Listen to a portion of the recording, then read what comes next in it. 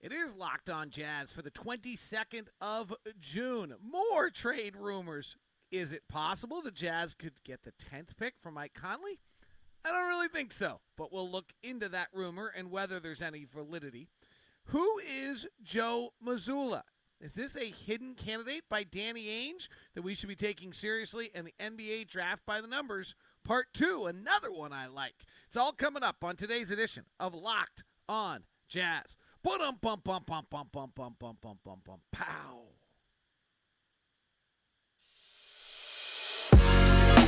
You are Locked On Jazz, your daily podcast on the Utah Jazz. Part of the Locked On Podcast Network, your team every day. Hi, I'm David Locke, radio voice of the Utah Jazz, Jazz NBA insider. This is Locked On Jazz, your daily podcast on the Utah Jazz, giving you insight, expertise, geeky numbers, hopefully making it way better to be a Jazz fan each and every day. Thanks very much for making Locked On Jazz your first listen of the day. We are free and available for you on all platforms, everywhere you get your podcasts, including YouTube. If you'd like to give us a 5-star review or give us a like, we certainly appreciate it. I don't know who the we is. I would just like it a great deal. That's really what it gets down to. That's a personal request. Nothing more than that. All right, set it up already. I want to give you dig into the latest trade rumors. We're kind of victim of these every day. Jazz Twitter certainly is a lot of fun right now. And then I want to discuss Joe Mazzulla. From the very first minute, we saw the coaching list by Danny Ainge and the Utah Jazz. This name jumped out to me as maybe someone we should keep an eye on because it didn't make any sense to have him on the list. And then we'll do draft by the numbers. All right, so the rumor that's floating is that Washington wants a point guard to keep Bradley Beal. No one really knows what Bradley Beal's plans are. He has kind of done this weird comment where he says, I know what my plans are and I know what I want, but he's not deciding to share that with anyone. I'm assuming that Tommy Shepard, the general manager of the Washington Wizards, knows this, but none of us do. So there's kind of this feeling that Washington needs a point guard, which they certainly do. And there's a feeling that the Jazz would be willing to move Mike Conley at this point in his career. I can't see this. I got to be honest. I've read this rumor. The idea is that the Jazz somehow get the 10th pick from Mike Conley. I don't see it. I don't see the 10th pick from Malcolm Brogdon. I don't see this at all. Now, here's a few reasons why I don't see this. One, Mike Conley's still got 2 years on his deal, and so it's not Mike Conley's 2 years on his deal. Mike Conley's really good. Mike Conley was terrific last year in the regular season. He had a, unfortunately, disappointing playoffs, which may have been a large reason why the Jazz were unable to advance. But his regular season was a top 30 player. So there's a lot of value in Mike, and the numbers would tell you that he's learning how to play at his age. He doesn't get to the rim anymore. There's changes to who he is, but he seems to understand how to do it. He's got $22 million on the books for this year and $24 million on the books for next year on a player option. It's not quite a negative contract, but it doesn't lead me to think that like Washington takes him for the 10th pick and just calls it good. I almost feel as though they would be taking a little salary and they deserve something else for that. I'm not sure, but possibly. Depends how they view Conley. I mean, he is, Mike's at 33 years of age. The other reason this trade just, I can't see it work is the Jazz, because they're still over the cap and in the luxury tax, need to take back $21 million of salary. Washington doesn't have dead bad salaries. Like, this is where the league sometimes is just so screwed up. It's almost at times advantageous for you if you're a team and you do a terrible job in building your roster. Because if you do a terrible job in your roster and you suddenly need to move $20 million, you move $20 million. But Washington doesn't have that $20 million to move. Now, Washington has about $121 million on the cap next year, so they're not in a position where they can just absorb salary. I believe that they're $13 million under the cap. They'd have to move $30 million to be able to just take Mike's salary. So that you have to get $20 million back. This is where Washington is really funky. because a little bit we need to know what Bradley Beal's doing, but Bradley Beal's on the books for 36 next year. Kristaps Porzingis is on the books for 34. Kentavious Caldwell-Pope is $14 million non-guaranteed. Kyle Kuzma is $13 million non-guaranteed. Then Rui Hachimura is $6 million, and Denny Advada is $5 million. Then they have Kispert and Gifford, but where can you put together $20 million of salary to make this work? You're not getting the 10th pick and Kentavious Caldwell-Pope and Kyle Kuzma for Mike Conley and Rudy Gay. You are if you're playing fantasy, and you are if you're a Jazz fan, and you are if you think the purpose of all 29 other teams' existence is to make your team better. But that's not a deal Tommy Shepard and the Washington Wizards is making and keeping a job anytime soon. So I just can't see any reality to how this is going to play out. Now, the one we talked about yesterday, the idea of Bojan Bogdanović going to the Portland Trailblazers, and you take back Eric Bledsoe's contract and you have to eat an extra year that contract, that one makes a little sense. You could make a pretty good argument that they're getting a lot of value in Bojan. We're getting a lot of value in the 7th pick. They're getting a lot of value in giving up Eric Bledsoe's contract. We're taking that one in a way, and they get more value for that one you can start to play around with and look at number 7 for Bojan Bogdanović and say, maybe. I don't see this one at all. I've read these rumors. I've seen this going on. The beauty of the NBA is you can start to go to ESPN's trade machine or somebody else's trade machine and put the numbers in and try to figure out a realistic deal. This one's going to have to get multiple teams playing around in it. But even with multiple teams playing around in it, Washington's really going to have to get – if the Jazz are sending Conley to Washington, somebody's got to be sending the Jazz $20 million worth of stuff. Washington doesn't have $20 million worth of stuff that's bad. Their $20 million stuff is Kentavious Caldwell-Pope and Kyle Kuzma. They're good. I love Kyle Kuzma. Kyle Kuzma has emerged into a beautiful basketball player. There were flaws in his game in L.A. The player who played last year at Washington, 6'10", long, rebounds, does all sorts of things, can switch defensively, seems to be more engaged defensively. That's a beautiful basketball player. And that's something, if we want to go try to get Kyle Kuzma, let's go get Kyle Kuzma. There was rumors last year of Ingles-Kuzma stuff. If that was realistic, I don't think it was, but if it was, in retrospect, we should have done it. This also gets into the same exact conversation we had yesterday, just fundamentally. And that is, and I don't want to bore you all with it again, but there's 3 ways to acquire players, right? Draft, trade, free agency. We're limited in what we can do in free agency because of our location and because of our money. We're limited in what we can do in draft picks because of what we have available. What we can do is trade. And one of the most things we really have to avoid is having assets on our books that expire and we don't get anything for them. That's how we're going to reacquire talent, reload this roster, is by getting players through the talent we have right now. So the idea that you would trade Mike Conley for the 10th pick is, again, a very realistic, correct roster-building approach. I just don't see this working. The other thing, I don't know who the 10th pick is. It's a beautiful number, and it sounds appealing, and it sounds exciting, and all that kind of stuff. I'm less and less impressed the more I hear about this draft. We've heard a lot about Chet Holmgren. We've heard a lot about Jabari Smith. We've heard a lot about Jaden Ivey. We've heard a lot about Paolo Banchero. And then we don't hear a lot. After 4 on this draft, it really feels as though it's falling off the map. The more I listen to Locked on NBA Big Board and some of these, and we'll get into a guy out of Santa Clara I really like later, but there seems to be, just even when I run the numbers, there don't seem to be a lot of pieces in this draft. So I don't know what you're really getting for the 10th pick. Today's show is brought to you by my good friends over at Murdoch Chevy, located in Woods Cross, also located in Logan.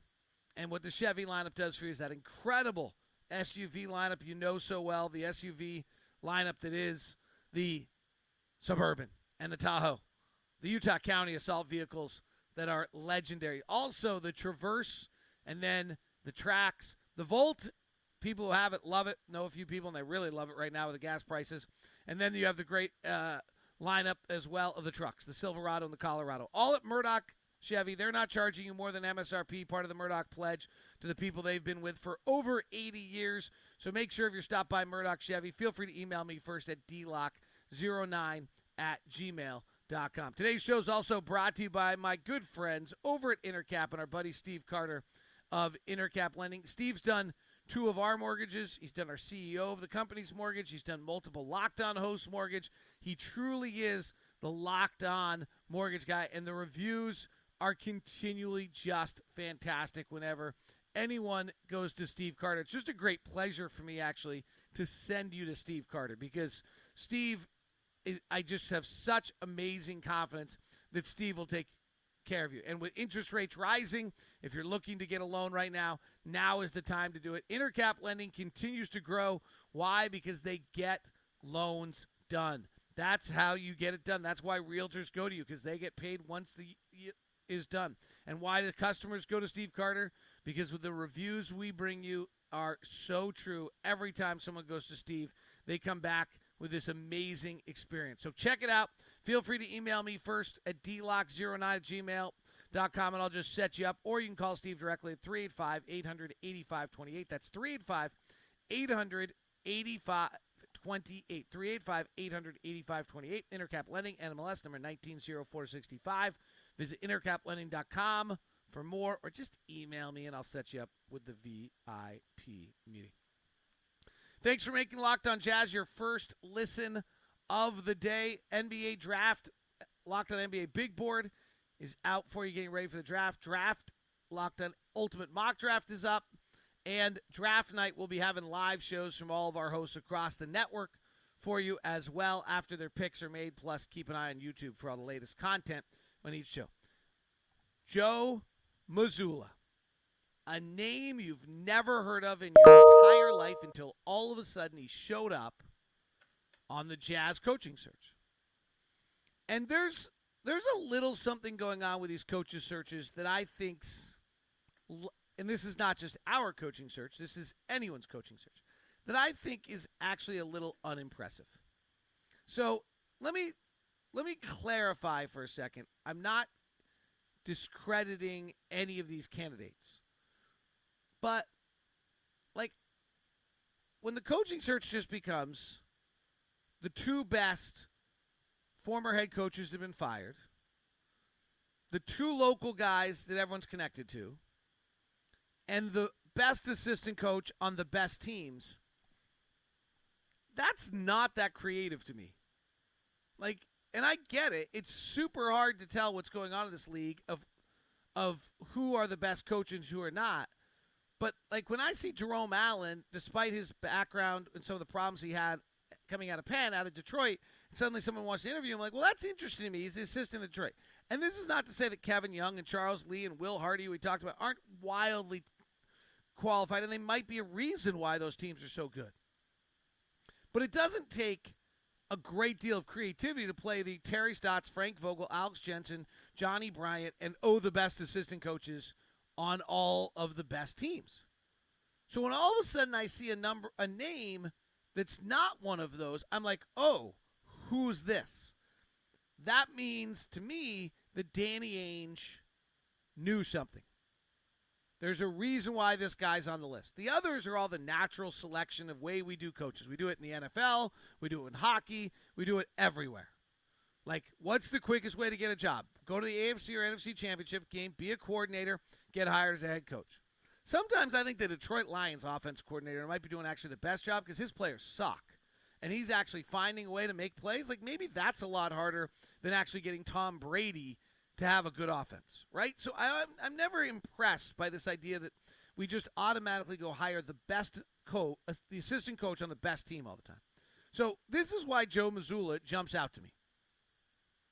Joe Mazzulla is 33 years old. So we're in again to this game we talked about yesterday with Will Hardy of, like, if we know he's going to be great and we know he's going to be a head coach, are we willing to be the ones where he learns? Let me tell you a little bit about this guy. So he's out of Rhode Island. He goes to West Virginia for college. His 2 college coaches are Bobby Huggins and John Beilein. John Beilein first, generally thought of as the best offensive mind in all of college basketball. Bobby Huggins, a unique character in of himself. You probably learn a lot. While he's at West Virginia, he gets a major shoulder injury. Everyone thinks his career is going to be over. It's kind of told he can't play. He fights through it, and he leads West Virginia to an upset of Kentucky and into the Final Four. And he's this young, feisty, small, scoring guard who's too undersized to be a prospect, but he ends up carrying at 6'2". He carries West Virginia to a Final Four. He leaves West Virginia. Well, he leaves the University of West Virginia University, and he becomes a Division II assistant coach for 5 years. Division II assistant coaches is a pretty high-level grind here.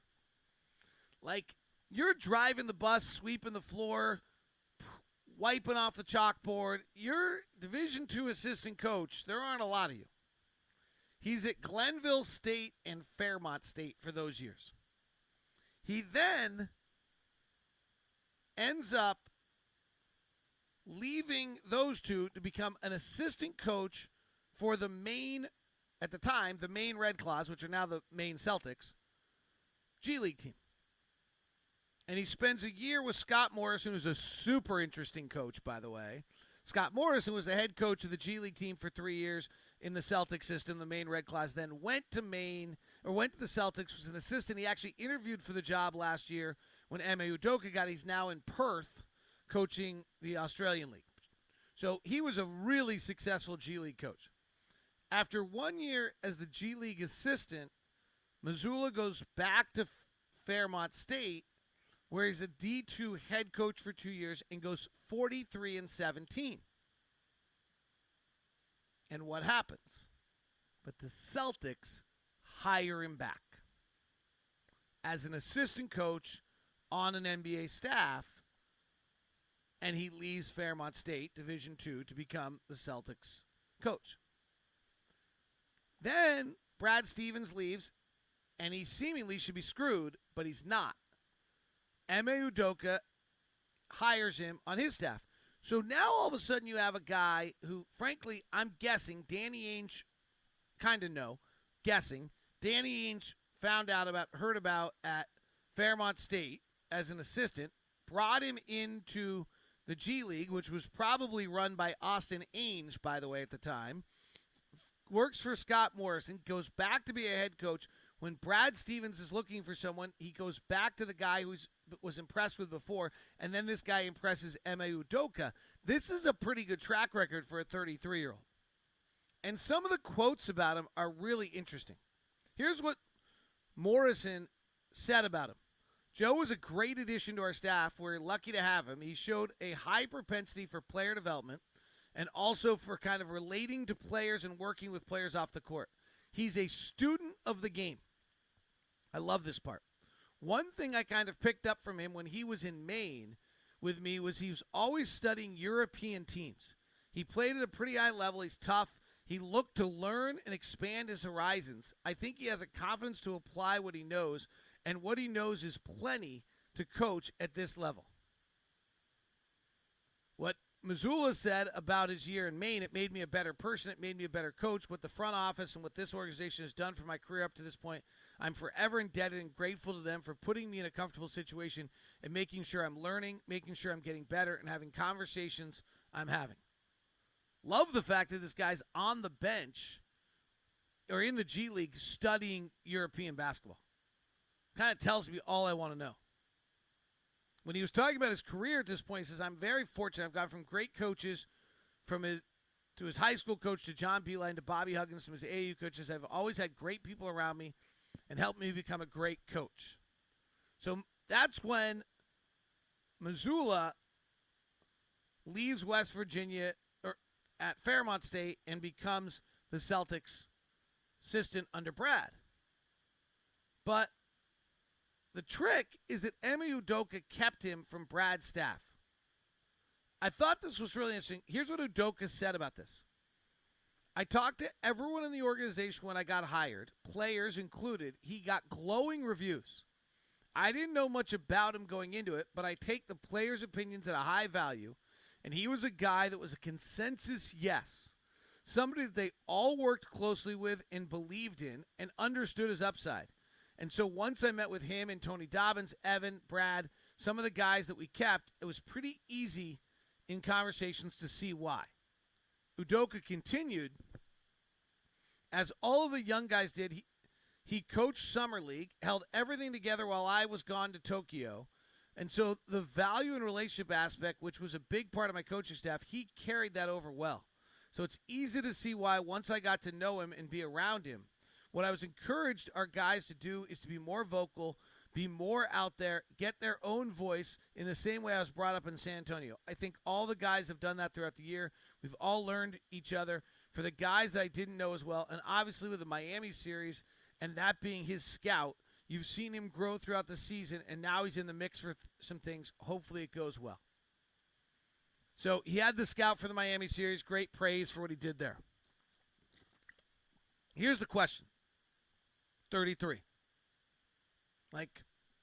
Does he need more experience? Can he coach a team that's not a developing team? Where's our roster going? All the same questions we had last episode with Will Hardy. Joe's got 2 years of head coaching experience. He's run a program. By being in Division II for all those years, he's really run a program because there's no one else is out there to do it. It's similar to being in the G League. I just believe in being a head coach. I just think that there's a value to having made those mistakes, understood it, managed that. Sure, Fairmont State is not the Utah Jazz. But if this guy's special, seems to be, are you willing to pull the trigger and grab a 33-year-old up-and-coming head coach? Danny's last two hires were not normal. Doc Rivers was not high on people's list after his getting fired in Orlando. And Brad Stevens was not someone people expected to get hired. They thought he was a great coach. They just didn't expect him to come to the NBA. Little mention, by the way, by Mark Stein the other day of Brad Stevens.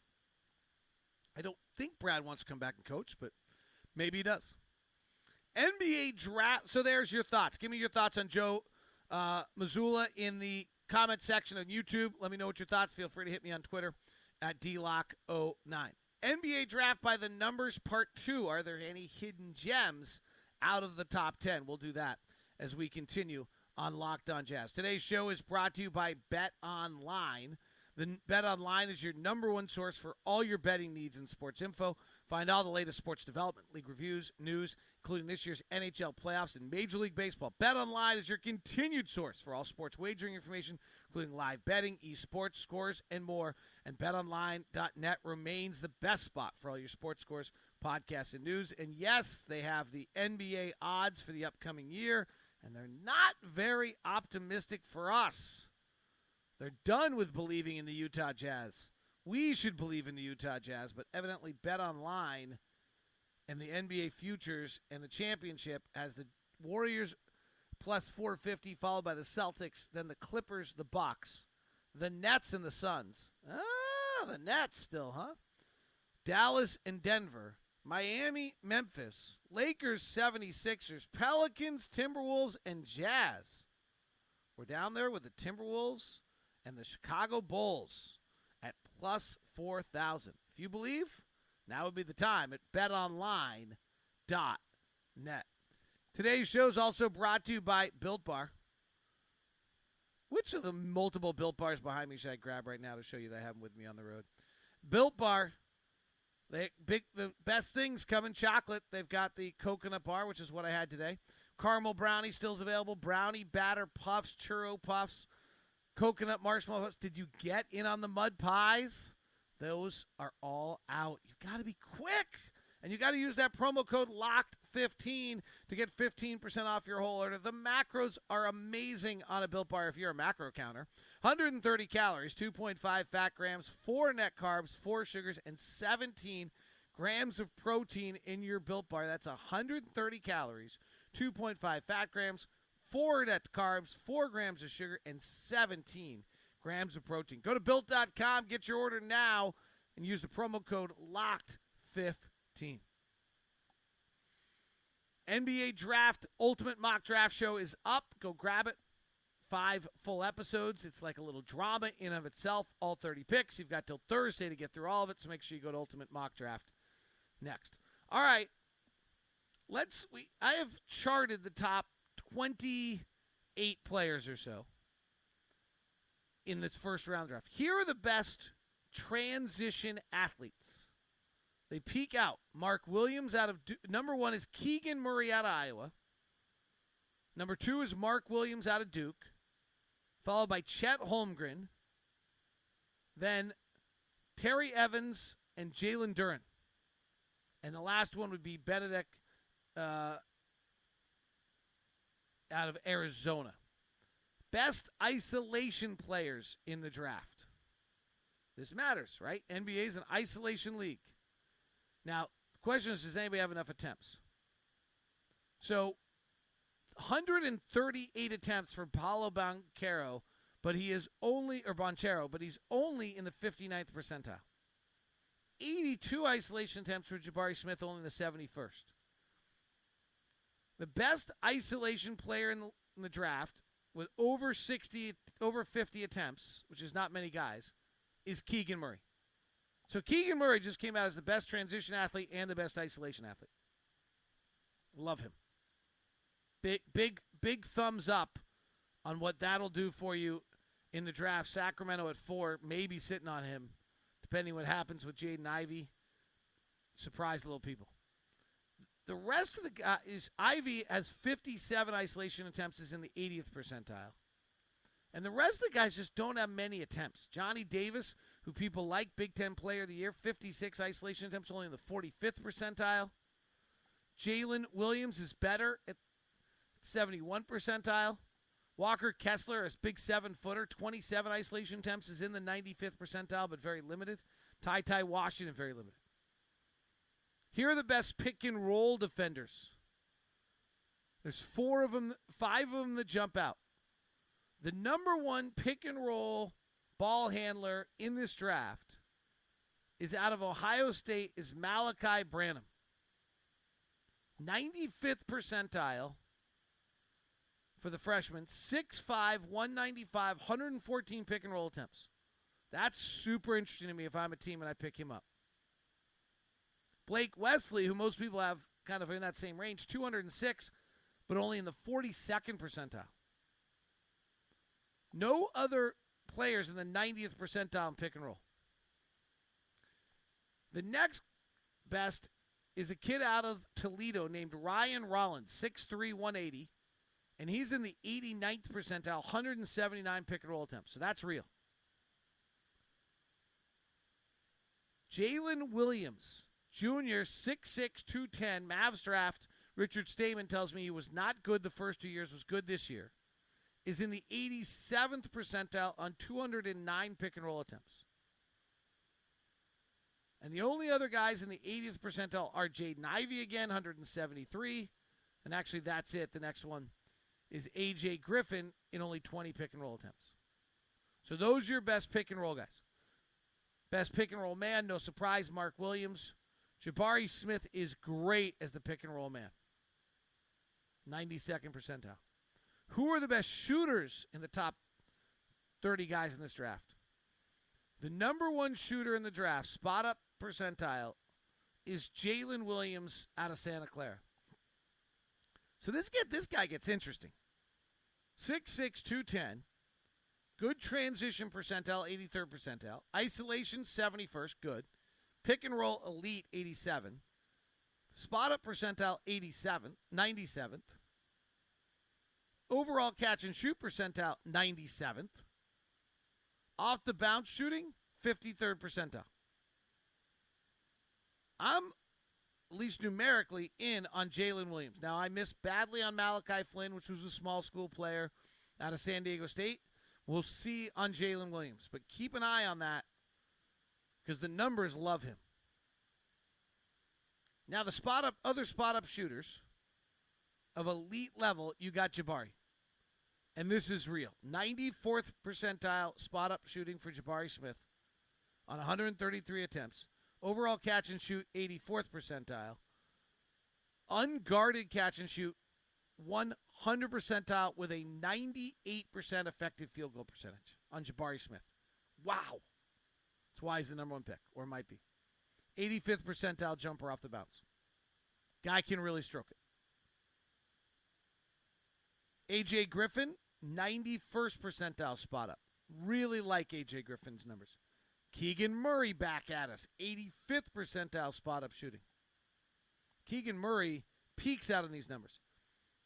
Late draft pick kid, 6'1", 170-pounder out of Tennessee. Kennedy Chandler, too small at 6'1", hard to survive at 6'1", particularly if you're trying to play shooting guard at 6'1", it's hard. But he's in the 86th percentile, so worth keeping an eye on. Best catch and shoot guys in the entire draft, 95th percentile for A.J. Griffin. 97th percentile for Jalen Williams again. Those are the two in the 90s. The guys that are in the 80s, Kennedy Chandler again. Jeremy Sohan shows up here out of Baylor, Malachi Brayman, who showed up on the pick and roll, now shows up as an elite level catch and shoot guy. That gets interesting. Makes me want to dig in on him a little bit. And Jabari Smith. And finally, what's unique to this draft is how many of these guys took over 100 shots off the bounce. There's a lot of them. Are any of them any good at it? The best is Jabari Smith, 85th percentile. A.J. Griffin only took 64, but he's in the 95th percentile. Another reason why he jumps off the charts to me is a guy I really like. And then Ty Washington out of Kentucky, 63rd percentile is better than most on 111 shots. These guys have all taken just a ton of off-the-bounce shots. Even the incredible athlete out of Arizona, Benedict Mathurin, comes out in the 72nd percentile. So the guy that I'm highlighting today is Jalen Williams. Ranked in the 20s, might be moving up the board into the top 15s out of Santa Clara. Keep an eye on him. 6'6", 210, did not have a good first 2 years and was terrific this last year. That is Locked On Jazz today. Tomorrow we'll look at lower down on the board. I'll make the case for Alex Jensen as your Utah Jazz head coach. And who knows what trade rumor they'll give us next. Have a great one right now. Go to Locked On NBA Big Board for your second listen. Thank you very much.